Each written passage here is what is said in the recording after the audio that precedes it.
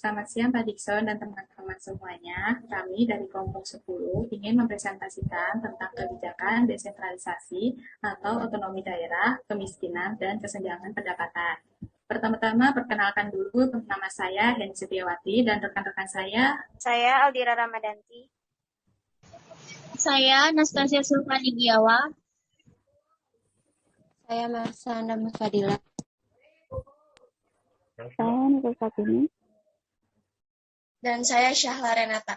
Sebelum menjelaskan ke pembahasan, kita masuk subtopik terlebih dahulu. Yang pertama ada analisa pembangunan daerah dan otonomi. Yang kedua ada analisa otonomi provinsi dan kabupaten. Yang ketiga ada analisa prinsip pembiayaan pemerintah daerah. Yang keempat ada analisa sumber-sumber pendapatan daerah. Yang kelima ada analisa pinjaman daerah. Yang keenam ada kesenjangan dan kemiskinan. Pertama kita akan masuk ke pembahasan yaitu analisa mengenai pembangunan daerah dan otonomi yang akan dijelaskan oleh teman saya Alira. Analisa mengenai pembangunan daerah dan otonomi.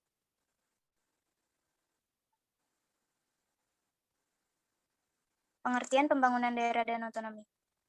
Pembangunan daerah yaitu pemanfaatan sumber daya yang dimiliki untuk peningkatan kesejahteraan masyarakat yang nyata, baik dalam aspek pendapatan, kesempatan kerja, lapangan berusaha, jalan masuk terhadap pengambilan kebijakan, berdaya saing, maupun peningkatan indeks pembangunan manusia.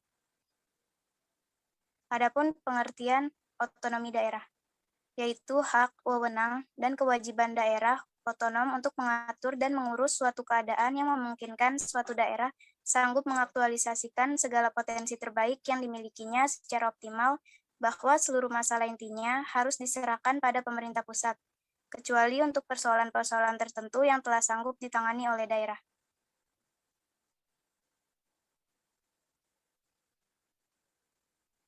Tujuan pembangunan daerah dan otonomi daerah. Tujuan pembangunan daerah yang pertama, meningkatkan keadaan ekonomi daerah, sehingga sanggup berdiri di atas kaki sendiri di dalam bidang ekonomi untuk penyelenggaraan pemerintah dan pembangunan daerah. Yang kedua, meningkatkan keadilan sosial daerah untuk mencapai kesejahteraan sosial secara adil dan merata bagi seluruh anggota masyarakat di daerah. Yang ketiga, mengembangkan setiap ragam budaya daerah sehingga menjamin kelestarian budaya daerah di antara budaya-budaya nasional Indonesia lainnya. Sedangkan yang keempat, meningkatkan dan memelihara keamanan masyarakat, mendukung pelaksanaan peningkatan kegiatan ekonomi, sosial, budaya, kualitas lingkungan hidup, dan meningkatkan kesejahteraan seluruh anggota masyarakat seutuhnya. Adapun tujuan otonomi daerah, yang pertama, peningkatan pelayanan dan kesejahteraan masyarakat yang semakin baik. Kedua, pengembangan kehidupan demokrasi. Ketiga, keadilan. Empat, pemerataan. Kelima, pemeliharaan korelasi yang harmonis antara pusat dan daerah serta antar kawasan dalam rangka keutuhan NKRI. Keenam, mendorong untuk memberdayakan masyarakat.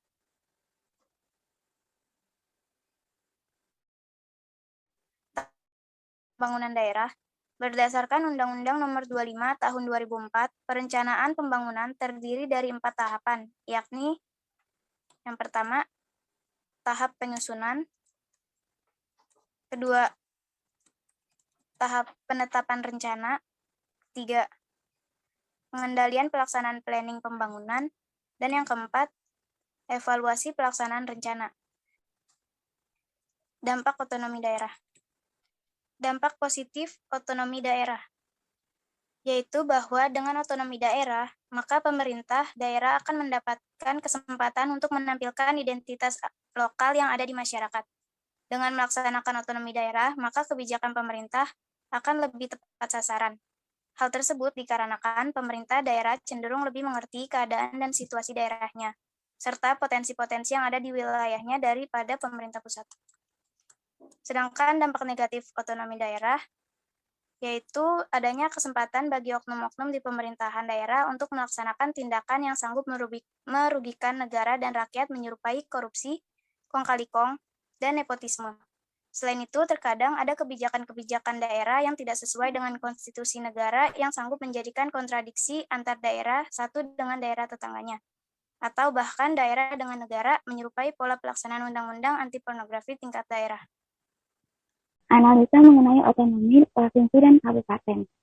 Pemerintahan daerah yaitu penyelenggaraan urusan pemerintahan oleh Pemda dan DPRD berdasarkan asas otonomi dan kiprah pembantuan dengan prinsip otonomi seluas-luasnya dalam sistem dan prinsip NKRI sebagaimana dimaksud dalam Undang-Undang 1945.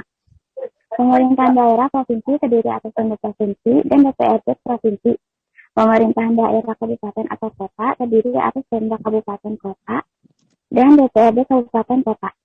Besaran organisasi perangkat kawasan sekurang-kurangnya mempertimbangkan faktor kemampuan keuangan, kebutuhan daerah, cakupan kiprah yang mencakup target kiprah yang harus diwujudkan, unik dan banyaknya tugas, luas wilayah kerja dan kondisi geografis, jumlah dan kepadatan penduduk, potensi kawasan yang berkaitan dengan urusan yang akan ditangani, sarana dan pelaksanaan penunjang tugas. Oleh karena itu, kebutuhan akan organisasi perangkat kawasan bagi setiap kawasan tidak senantiasa sama. Next. Perangkat kawasan provinsi terdiri atas sekretariat daerah, sekretariat DPRD, dinas daerah, dan forum teknis daerah. Perangkat kawasan kabupaten atau kota terdiri atas sekretariat daerah, sekretariat DPRD, dinas daerah, forum teknis daerah, kecamatan, dan kelurahan. Susunan organisasi perangkat kawasan ditetapkan dalam Pemda dengan memperhatikan faktor-faktor tertentu dan berpedoman pada peraturan pemerintah. Sekretariat kawasan dipimpin oleh sekretariat daerah. Sekretariat kawasan mempunyai kiprah dan kewajiban membantu kepala kawasan dalam menyusun kebijakan dan mengorganisasikan dinas kawasan dan forum teknis daerah. Sekretariat DPRD dipimpin oleh sekretariat DPRD. Sekretariat DPRD mempunyai tugas pertama, menyelenggarakan manajemen kesekretarian DPRD, kedua, menyelenggarakan manajemen keuangan DPRD, ketiga, mendukung pelaksanaan kiprah dan fungsi DPRD, keempat, menyediakan dan mengordinasi tenaga mahir yang diharuskan oleh DPRD dalam melaksanakan fungsinya sesuai dengan kemampuan keuangan daerah. Dinas kawasan merupakan unsur pelaksana otonomi daerah. Kepala dinas kawasan bertanggung jawab kepada kepala kawasan melalui sekretariat daerah. Lembaga teknis kawasan merupakan unsur pendukung kiprah kepada kawasan dalam penyusunan dan pelaksanaan kebijakan kawasan yang bersifat spesifik berbentuk badan, kantor, atau rumah sakit umum daerah. Kepala badan, kantor, dan rumah sakit umum kawasan tersebut bertanggung jawab pada kepala kawasan melalui sekretaris daerah. Kecamatan dibuat di wilayah kabupaten atau kota dengan Pemda berpedoman pada peraturan pemerintah. Kecamatan dipimpin oleh camat yang dalam pelaksanaan tugasnya memperoleh perlimpahan sebagian wewenang bupati atau wali kota untuk menangani sebagian urusan otonomi daerah. Kelurahan dibuat di wilayah kecamatan dengan Pemda berpedoman pada peraturan pemerintah. Kelurahan dipimpin oleh lurah yang dalam pelaksanaan tugasnya memperoleh perlimpahan dari bupati atau wali kota. Analisa mengenai prinsip pembiayaan pemerintah daerah. Dalam Peraturan Menteri Dalam Negeri Nomor 13 Tahun 2006, pembiayaan daerah adalah semua penerimaan yang perlu dibayar kembali dan atau pengeluaran yang akan diterima kembali, baik pada tahun anggaran yang bersangkutan maupun pada tahun anggaran berikutnya. Selanjutnya ada prinsip pembiayaan pemerintah daerah. Yang pertama itu ada penerimaan. Penerimaan pembiayaan adalah semua penerimaan rekening kas umum daerah, antara lain berasal dari penerimaan pinjaman, penjualan obligasi pemerintah, hasil investasi perusahaan daerah, penerimaan kembali pinjaman yang diberikan kepada pihak ketiga, penjualan investasi permanen lainnya, dan pencairan dana cadangan. Penerimaan pembiayaan terdiri dari silpa tahun sebelumnya, pencairan dana cadangan, hasil penjualan kekayaan daerah yang dipisahkan, penerimaan pinjaman daerah dan obligasi daerah, penerimaan kembali pemberian pinjaman. Yang kedua ada pengeluaran. Menurut buku manajemen keuangan daerah, karya Mahmudi mengemukakan bahwa pengeluaran merupakan komponen pos pembiayaan dalam struktur anggaran pendapatan belanja daerah yang dimaksudkan untuk memanfaatkan penerimaan yang ada. Pengeluaran dapat berupa pembentukan dana cadangan, penyertaan modal, misalnya penambahan modal pada BUMD, pembelian surat berharga seperti surat utang negara atau obligasi pemerintah daerah dan pelunasan utang. Selanjutnya ada pembiayaan daerah. Yang pertama itu ada pinjaman daerah. Pinjaman daerah adalah semua transaksi yang mengakibatkan daerah menerima sejumlah uang atau menerima manfaat yang bernilai uang dari pihak lain, sehingga daerah tersebut dibebani kewajiban untuk membayar kembali. Pembiayaan pembangunan infrastruktur layanan publik bersumber dari pemerintah pusat, pemerintah daerah lain, lembaga keuangan bank, dan lembaga keuangan bukan bank. Persetujuan DPRD untuk pinjaman jangka menengah dan jangka panjang. Yang kedua ada obligasi daerah. Obligasi daerah merupakan salah satu bentuk pinjaman jangka panjang yang berasal dari masyarakat untuk membiayai proyek atau kegiatan prasarana dan atau sarana publik yang menghasilkan penerimaan bagi APBD dan atau memberikan manfaat bagi masyarakat. Pinjaman jangka panjang yang berasal dari untuk membiayai proyek infrastruktur publik yang menghasilkan penerimaan bagi APBD dan atau memberikan manfaat bagi masyarakat. Yang ketiga ada KPBU, kerjasama pemerintah dan badan usaha. KPBU adalah kerjasama antara pemerintah dan badan usaha dalam penyediaan layanan infrastruktur untuk kepentingan umum berdasarkan perjanjian kedua belah pihak dengan memperhatikan prinsip pembagian risiko, Peraturan Presiden Nomor 38 Tahun 2015.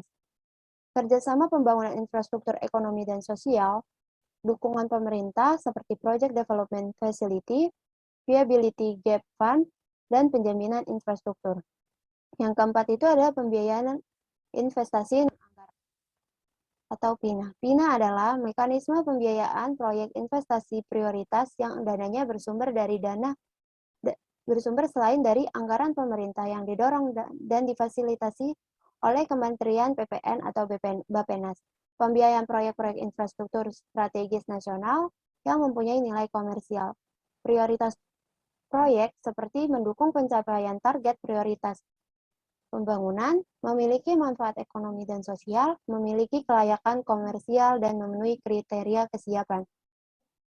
Kemudian ada sumber pembiayaan PINA, yaitu penanaman modal, dana kelolaan, perbankan, pasar modal, asuransi, lembaga pembiayaan, lembaga jasa keuangan lain, dan pembiayaan yang sah.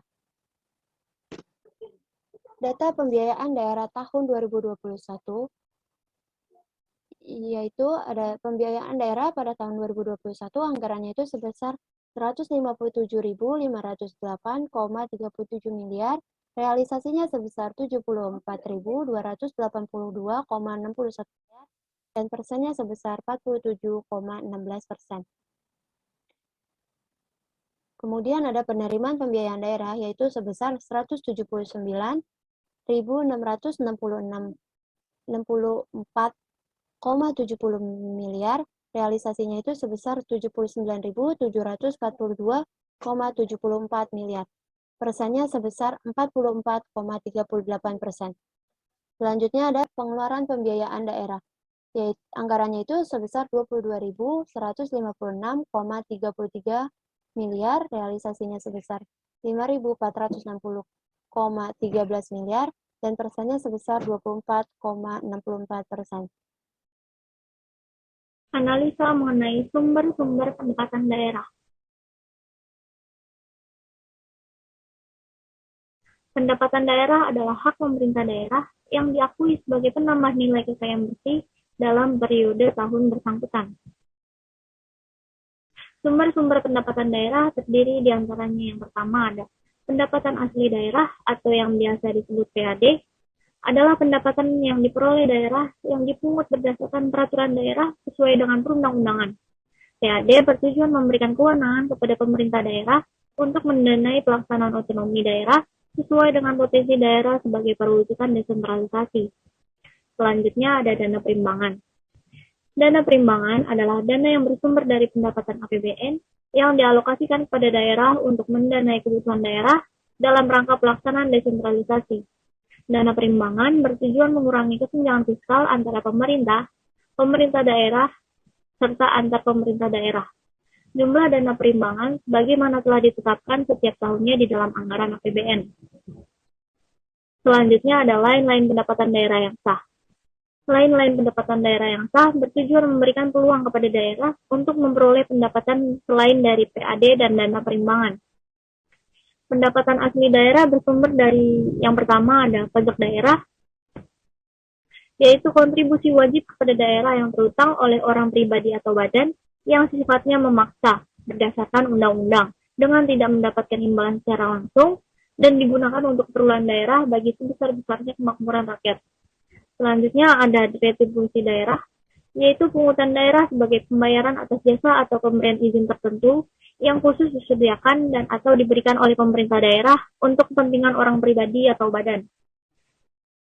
Selanjutnya adalah hasil pengelolaan kekayaan daerah yang dipisahkan. Hasil pengelolaan kekayaan daerah yang dipisahkan ditetapkan dengan perda yang berpedoman pada ketentuan peraturan perundang-undangan. Selanjutnya, dana perimbangan bersumber dari ada 3 dana, yaitu dana bagi hasil, adalah dana yang bersumber dari pendapatan APBN, dialokasikan kepada daerah berdasarkan angka persentase untuk mendanai kebutuhan daerah dalam rangka pelaksanaan desentralisasi.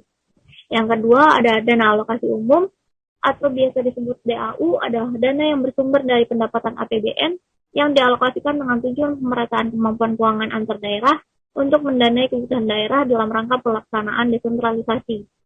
Yang ketiga, ada dana alokasi khusus atau biasa disebut DAK, adalah dana yang bersumber dari pendapatan APBN, dialokasikan kepada daerah tertentu dengan tujuan untuk membantu mendanai kegiatan khusus yang merupakan urusan daerah dan sesuai dengan prioritas nasional. Selanjutnya ada lain-lain pendapatan daerah yang sah, terdiri dari hasil penjualan kekayaan daerah yang tidak dipisahkan, jasa giro, pendapatan bunga, komisi atau potongan, tuntutan ganti rugi, dana penyesuaian dan otonomi khusus, pendapatan hibah, pendapatan dana darurat, bantuan keuangan provinsi dan Pemda lain, dana bagi hasil pajak provinsi dan Pemda lain, hasil pemanfaatan atau pendayagunaan kekayaan daerah. Berikut adalah data anggaran pendapatan daerah tahun 2019. Pendapatan daerah yang dianggarkan pada tahun 2019 sebesar Rp1.192.632.060 dan terrealisasi sebesar 100,48%, sebesar Rp1.408.407.026. Selanjutnya ada data anggaran pendapatan daerah tahun 2020. Pendapatan daerah tahun 2020 yang dianggarkan sebesar Rp1.239.751.050. Terrealisasi sebesar 89,82%, sebesar Rp1.539.543.043. Selanjutnya yaitu data anggaran pendapatan daerah tahun 2021. Pendapatan daerah yang dianggarkan pada tahun 2021 sebesar Rp1.155.689.000, terrealisasi hanya sebesar 73,05%, sebesar Rp844.175.015. Baik, di sini saya akan menjelaskan tentang analisa mengenai pinjaman daerah. Yang pertama ada pengertian pinjaman daerah. Pinjaman daerah merupakan inisiatif pemerintah daerah dalam rangka melaksanakan kewenangan pemerintah daerah, atau pinjaman daerah merupakan alternatif sumber pendanaan APBD atau anggaran pendapatan belanja daerah yang digunakan untuk menutup defisit APBD, pengeluaran pembiayaan, dan atau kekurangan kas. Di sini kita bisa tahu bahwa pinjaman daerah sendiri digunakan untuk menutup defisit APBD, pengeluaran pembiayaan, dan kekurangan kas yang ada di daerah. Tetapi, jika pemerintah daerah dapat mengelola keuangan daerahnya dengan baik, maka tidak akan melakukan pinjaman. Menurut Undang-Undang Nomor 33 Tahun 2004 tentang perimbangan keuangan antara pemerintah daerah dan pemerintah pusat, dalam undang-undang tersebut disebutkan bahwa dalam rangka pelaksanaan otonomi daerah dan desentralisasi fiskal untuk memberikan alternatif sumber pembiayaan bagi pemerintah daerah untuk mempercepat pertumbuhan ekonomi daerah dan meningkatkan pelayanan kepada masyarakat, maka pemerintah daerah dapat melakukan pinjaman. Di sini kita bisa mengetahui bahwa pemerintah daerah itu melakukan pinjaman daerah supaya pertumbuhan ekonomi di daerahnya semakin meningkat. Dan pelayanan kepada masyarakatnya juga semakin meningkat, agar masyarakatnya dapat hidup sejahtera. Atau bisa dikatakan semua transaksi yang melibatkan daerah menerima sejumlah uang atau manfaat yang bernilai uang dari pihak lain, sehingga daerah tersebut dibebani kewajiban untuk membayar kembali. Pinjaman sendiri memiliki berbagai risiko. Yang pertama ada risiko kesinambungan fiskal, risiko tingkat bunga, risiko pembiayaan kembali, risiko kurs, dan risiko operasional. Maka, Menteri Keuangan selaku pengelola fiskal nasional menetapkan batas-batas dan rambu-rambu pinjaman daerah. Selanjutnya, saya akan menjelaskan tentang jenis jangka waktu pinjaman. Menurut Undang-Undang Nomor 33 Tahun 2004, pinjaman sendiri dibagi menjadi 3, yaitu ada pinjaman jangka pendek, pinjaman jangka menengah, dan pinjaman jangka panjang. Pinjaman jangka pendek sendiri yaitu pinjaman daerah dalam jangka waktu paling lama 1 tahun, anggaran dan kewajiban pembayaran kembali pinjaman jangka pendek yang meliputi pokok pinjaman, bunga, dan atau kewajiban lainnya. Seluruhnya harus dilunasi dalam tahun anggaran yang berkenaan. Pinjaman jangka pendek sendiri digunakan hanya untuk menutup kekurangan kas. Yang kedua ada pinjaman jangka menengah. Pinjaman jangka menengah sendiri yaitu pinjaman daerah dalam jangka waktu lebih dari 1 tahun, anggaran dan kewajiban pembayaran kembali pinjaman meliputi pokok pinjaman, bunga, dan biaya lain. Harus dilunasi dalam kurun waktu yang tidak melebihi sisa waktu jabatan kepala daerah yang bersangkutan. Pinjaman jangka menengah sendiri digunakan untuk membiayai pelayanan publik yang tidak menghasilkan penerimaan.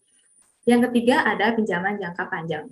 Pinjaman jangka panjang sendiri adalah kewajiban pembayaran kembali pinjaman jangka panjang yang meliputi pokok pinjaman, bunga, atau kewajiban lain. Seluruhnya harus dilunasi dalam tahun anggaran berikutnya, sesuai dengan persyaratan perjanjian pinjaman yang bersangkutan.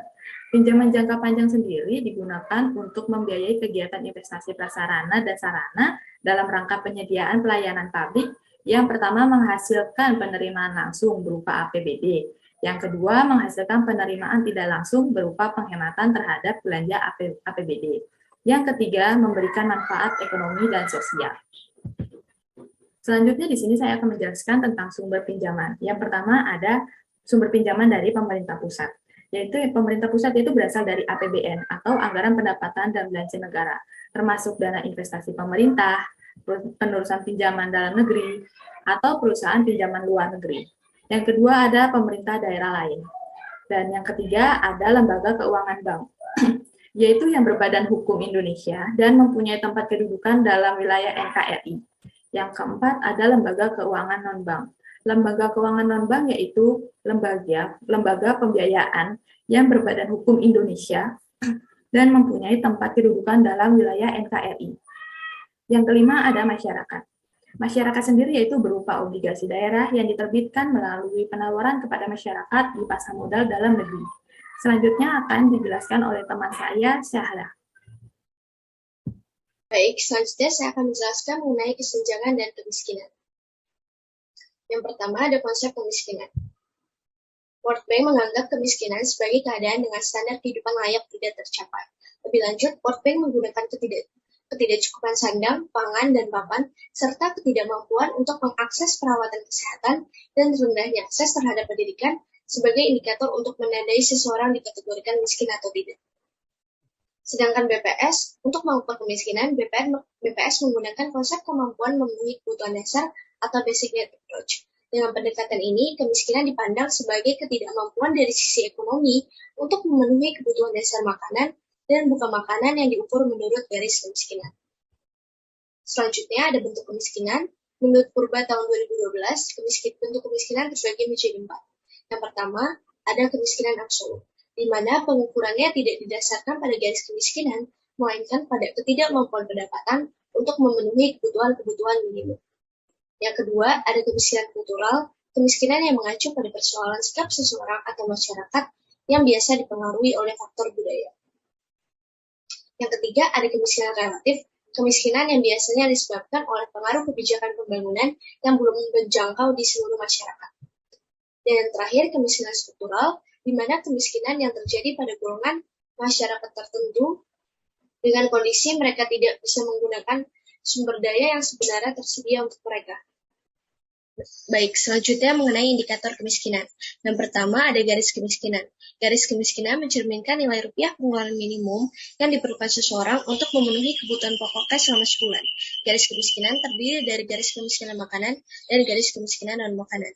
Yang kedua, persentase penduduk miskin atau Head Count Index HCIP 0 adalah persentase penduduk yang berada di bawah garis kemiskinan. Yang ketiga, ada indeks kedalaman kemiskinan atau biasa disebut Poverty Gap Index P1. Yaitu mengindikasikan jarak rata-rata pengeluaran penduduk miskin terhadap garis kemiskinan. Yang keempat, ada indeks keparahan kemiskinan atau Poverty Severity Index P2, yaitu mengindikasikan ketimpangan pengeluaran di antara penduduk miskin. Yang kelima, ada Gini ratio. Gini ratio berkisar antara 0 dan 1. Nilai Gini ratio yang semakin mendekati 1 mengindikasikan tingkat ketimpangan yang semakin tinggi. Yang terakhir adalah ukuran Bank Dunia. Ukuran ketimpangan yang mengacu pada persentase pengeluaran kelompok 40% penduduk terbawah. Baik, selanjutnya data garis kemiskinan September 2020. Dapat kita lihat garis kemiskinan naik sebesar 0,94%, yaitu dari 454.652 per kapita per bulan pada Maret 2020 menjadi 458.947 per kapita per bulan pada September 2020, dengan komposisi 73,87% garis kemiskinan makanan dan 26,13% pada garis kemiskinan bukan makanan. Baik, selanjutnya ada data persentase penduduk miskin menurut Provinsi September 2019 dan Maret 2020. Untuk provinsi yang berwarna merah ditujukan untuk provinsi yang mengalami peningkatan dalam hal persentase penduduk miskinnya, sedangkan untuk provinsi yang berwarna hitam ditujukan untuk provinsi yang mengalami penurunan dalam hal persentase penduduk miskinnya. Peningkatan tertinggi terjadi di wilayah DKI Jakarta yang pada mulanya tercatat sebesar 3,42% dan naik menjadi 4,53% atau naik sebesar 1,11% poin. Dan untuk penurunan tertinggi terjadi di wilayah Sulawesi Tengah pada mulanya tercatat sebesar 13,18% dan menurun menjadi 12,92% atau turun sebesar 0,26% poin. Selanjutnya ada data indeks kedalaman kemiskinan atau P1. Dapat kita lihat pada garis merah ini, P1 mengalami peningkatan menjadi 1,61 pada Maret 2020, padahal awalnya sebesar 1,50 pada September 2019. Selanjutnya, data indeks keparahan kemiskinan atau P2. Dapat kita lihat pada garis merah ini, indeks P2 mengalami peningkatan sebesar 0,38 pada Maret 2020, padahal awalnya sebesar 0,36 pada September 2019. Selanjutnya ada data Gini ratio menurut provinsi pada September 2019 dan 2020. Untuk provinsi yang berwarna merah ditujukan untuk provinsi yang mengalami peningkatan Gini ratio-nya, sedangkan untuk provinsi yang berwarna hitam ditujukan untuk provinsi yang mengalami penurunan Gini ratio-nya. Untuk peningkatan tertinggi terjadi di wilayah Kalimantan Selatan yang pada mulanya sebesar 0,334 meningkat menjadi 0,351 atau naik sebesar 0,017 poin.